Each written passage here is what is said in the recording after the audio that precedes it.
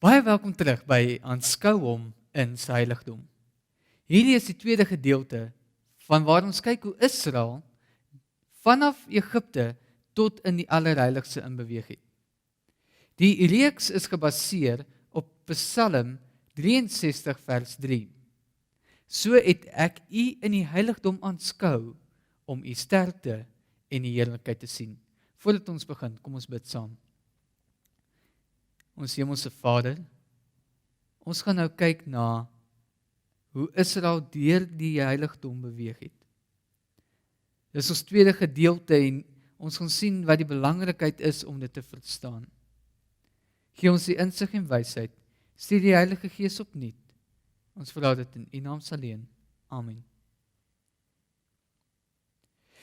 Ons het gesien in ons vorige studie, die laaste skyfie was gewees, deur die plan van die tabernakel wys God aan Moses die enigste plan van verlossing.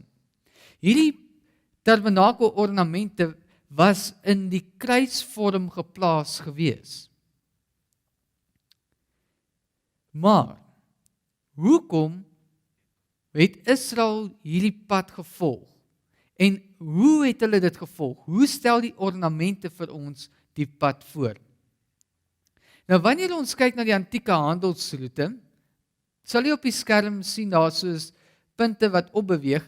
Dit was die pad wat gevolg was daardie tyd deur die handelaars wat vanaf Egipte tot die ander dele van die land getrek het. Maar ons sien dat God nie vir Israel op dieselfde pad gelei het nie. So ons gaan nou sien hoe God vir Israel lei en hoe dit in die heiligdom inkom. So ons gaan kyk na die handelsroete en na die heiligdom diagram. Nou wanneer ons kyk na hoe Israel uitgekom het, moet ons onthou hoe Hosea 11 vers 1 het gesê, en uit Egipte het ek my seun geneem. So alles wat hier plaasvind, hier by die offeraltaar selfs, of vanaf waar jy so inkom, tot omtrent hier, het Egipte voorgestel. So, in ons antieke handelsroute sien ons, Israel was in gevangenskap hier in Egipte. Dan sien ons, op ons diagram, moes hulle 'n lammetjie bring. Die lammetjie is waar geslag. Toe hulle nog in Egipte was, voordat God verlossing laat plaasvind het, want dit moes 'n teken wees van hulle geloof dat hy hulle sou verlos. Dan sien ons, daar was 'n verbond gewees, waar die besnydenis moes plaasvind, omdat God alreeds deur Abraham gesê, dit sal 'n verbond wees, tussen my en jou en die nageslag van Abraham. Nou in Levitikus 2 vers 13 lees ons, en jy moet al jou spysoffers met sout berei. En jy mag die sout van die verbond van jou God by jou spysoffer nie laat ontbreek nie. By al jou offers moet jy sout bring. Hierdie was 'n deel van die verbond buiten die besnydenis, want dit moes hulle elke keer herinner het aan die verbond. So, daar was besnyding en 'n verbond gewees nog hier in Egipte, want die verbond is al daar weer herbevestig. Na dit sien ons die Pasga is gevier. Dit was ook in Egipte gewees. Dit vind ons in Eksodus 12 vers 7. Op ons antieke handelsroute, daar sien ons die Pasga lammetjie wat geslag is in Egipte. Dan het ons gesien, toe Israel uitgetrek het, was hier 'n wolkkolom wat hulle nou geneem het na die beloofde land toe. Hierdie wolkkolom was die geestelike doop gewees. En dit vind ons in 1 Korintiërs 10 vers 1 en 2. Maar dan sien ons, met die wolkkolom moes hulle gelei het na 'n fisiese doop toe. 1 Korintiërs 10 vers 1 en 2 verduidelik dit ook weer vir ons, so daar was 'n eerste doop en 'n tweede doop waardeur hulle moes gaan. Ons sien, die wolkkolom was die eerste doop, en die tweede een was die skelfsee, en die tweede doop, die fisiese doop, was voorgestel deur die koper wasdom. Dan sien ons, daar was 3 versoekings. Al hierdie dinge vind nou plaas voordat hulle inbeweeg het na die heilige gedeelte toe. By die versoekings is ook God se dag van rus herbevestig, die Sabbat. Die Sabbat en ware aanbidding en die 3 versoekings, soos wat jy op die antieke roete sien, vind plaas vanaf die Rooi See af tot en met net voor Sinai. Nou kom ons by Sinai, en hier by Sinai gebeur die interessante gedeelte. Dis waar ons sien hoe die tabernakel ingekom het en hoe alles by mekaar uitkom. So wat het hier by Sinai gebeur? By Sinai word die tabernakel gegee en ons sien die tabernakel by die heilige gedeelte was beskryf gewees in Eksodus 20, Eksodus 13 vers 21 en 22 en Eksodus 30 vers 7.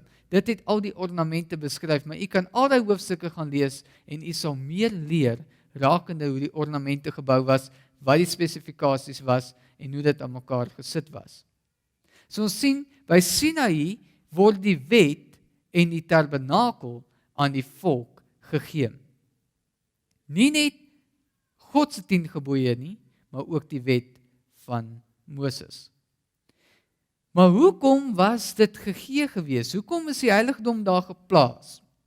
Esegiel 37 vers 28 sê vir ons, en die nasie sal weet dat ek die Here is, wat Israel heilig, as my heiligdom vir ewig in hulle midde sal wees. So dit is hoekom die heiligdom eintlik daar moes wees, is sodat die volk kon weet wie God is. Maar nie net die volk nie, maar ook die nasies rondom Israel. So, die heilige plek het eintlik Israel se bediening voorgestel. Hulle moes die lig vir die nasies wees. Hulle moes die woord vir die nasies wees, want deur hulle sou God weer met die nasies praat. Hulle moes die tussentreders gewees het vir ander. Ongelukkig het hulle dit nie gedoen nie. Dit is hoekom die heiligdom later vernietig was, maar ook die volk in ballingskap geneem was. So op ons antieke roete sien ons dat wat hier gebeur het, die 40 jaar voorstel in die woestyn. Want terwyl hulle in die woestyn was, het hulle getrek van een plek na die ander. Ons weet, Biliam het gekom op 'n tydperk wat hulle kon vervloek het, omrede die koning so bang was vir hulle, maar hy kon hulle toe nie vervloek nie, want die Here het vir hom gesê, seën my volk. So al hierdie dinge het daar gebeur, en weer eens, die Heilige Gees, wat die wolk was, en Jesus wat in die wolk was, het hulle gelei, en dit was ook voorgestel hier deur die altaar, of die wierook altaar. Dan sien ons, hulle het by die Jordaanrivier gekom. Nou is Moses al dood, Josua het oorgeneem, en dit word voorgestel deur die gordyn, wat hier voor die allerheiligste gehang het. Josua 3 vers 13, en net soos die voetsole van die priesters wat die ark van die Here van die hele aarde dra, in die waters van die Jordaan is, sal die water van die Jordaan afgekeer word, die water wat van die bokant afkom, en dit sal soos een wal bly staan. Dit was 'n derde doop wat plaasgevind het vir die volk Israel. Dit was die laaste stap na die beloofde land toe. So ons sien, die voorhangsel het die derde doop voorgestel deur die Jordaanrivier, Josua 3 vers 13. Maar nou kom die laaste gedeelte in die allerheiligste. Wat gebeur daar? Nou ons het gesien die verbondsark was die 2 gerubs. By die 2 gerubs was dit die troon van God, die Shekinah glory, die fatsoendeksel van suiwer goud, die kroon van goud wat rondom was, die wet van God was binnekant, die pot met manna was ook binne Aaron se staf was hier binnekant geplaas gewees. Die wet van Moses was aan die kant van die ark geplaas gewees. Nou, hoe kom dit in met wat in die beloofde land gebeur het? Die Bybel verduidelik vir ons. Deuteronomium 10 vers 5. En ek het omgedraai en van die berg afgeklim en die tafels in die ark gesit wat ek gemaak het, en dit was daar soos die Here my beveel het. So Moses het die wet in die ark gesit. Dit was die volmaakte karakter van God. En dit is wat God wou gehad het, sy volk moet uitstraal aan die nasies daar in Kanaan. Is sy volmaakte karakter. In Numeri 17 vers 18 lees ons, en toe Moses die volgende dag in die tent van die getuienis ingaan, kyk, daar het die staf van Aaron vir die huis van Levi gebloei. En dit het bloeisels laat uitspruit en blomme laat oopgaan en amandels laat ryp word. Daarop het die Here vir Moses gesê, bring die staf van Aaron terug voor die getuienis om dit te bewaar as teken vir die wedergestrewiges en bevry my uiteindelik van hulle memoreringe dat hulle nie sterwe nie. Die rede hoekom God hierdie staf, wel nie hierdie staf nie, maar die staf van Aaron daar laat plaas het, was dat dit as getuienis kon dien teen hierdie wat elke keer gegaan het teen sy leiers. Laat my dink. God kies leiers. In ons kerke, voordat 'n leier gekies word, sê ons bid elke keer dat die Heilige Gees ons moet lei. Dit is die regte stap, is om te bid, maar dan na 'n paar maande, as ons nou nie tevrede is met die leier nie, dan begin ons te kla. Dit is hoekom hierdie daar geplaas is. Selfs vir ons. Want as God sy leiers kies, wie is ons om die leier weg te neem? Ons moet soms versigtig wees. Ek sê nie dit is verkeerd om soms op te staan en te sê, maar ek stem nie saam met wat gedoen word nie. Dit is nodig. Maar ons moet versigtig wees om nie te gaan en te sê, ek stem nie saam met dit wat God vir sy kerk bedoel het nie.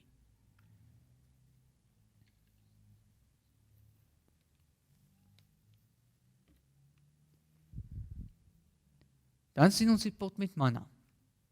Verder het Moses gesê, dit is die saak wat die Here beveel het.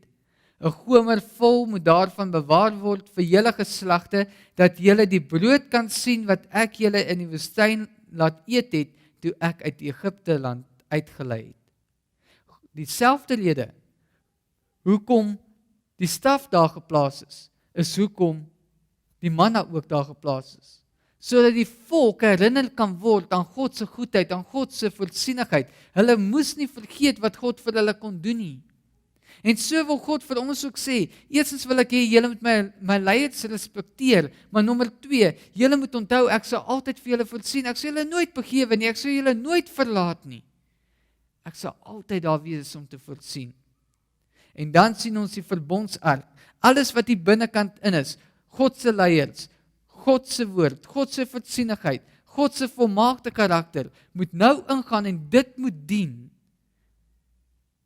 as die bediening om die ander nasies na hom toe te bring. Josua 3 vers 11 en 4 vers 11. Kyk, die verbondsark van die Here van die hele aarde trek voor julle uit die Jordaan in.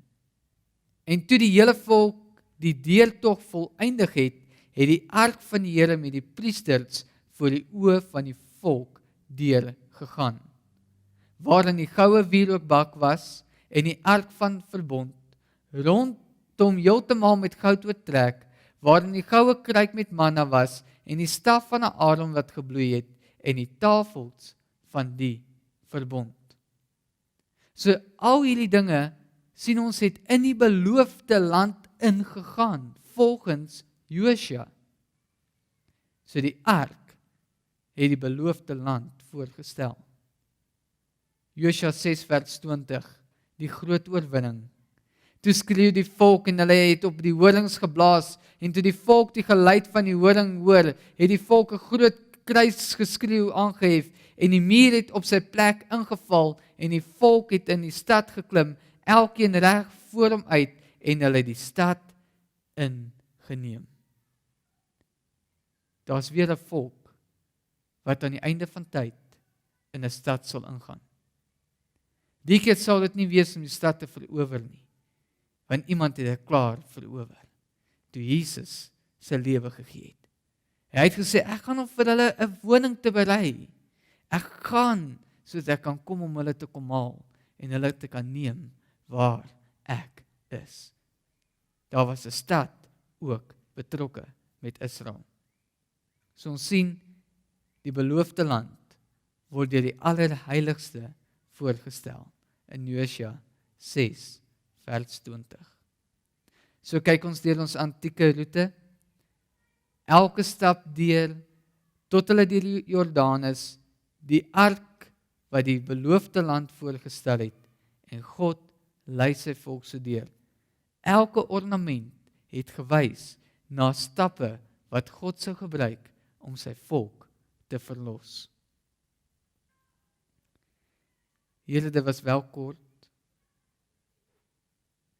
maar ek glo ons verstaan nou beter hoekom U die heiligdom daar geplaas het. U het dit daar geplaas sodat die volk Israel kon besef wie U werklik waar was, wat U vir hulle wou doen. Maar U het dit daar vir ons ook geplaas sodat ons kan besef wie U is. U het vir U volk verlossing gebring. O Here, ons soek verlossing. Ons mag daarna. Ons wil weet waar U is. Openbaar vir ons wat ons moet doen om te kan kom na U toe. In Jesus naam.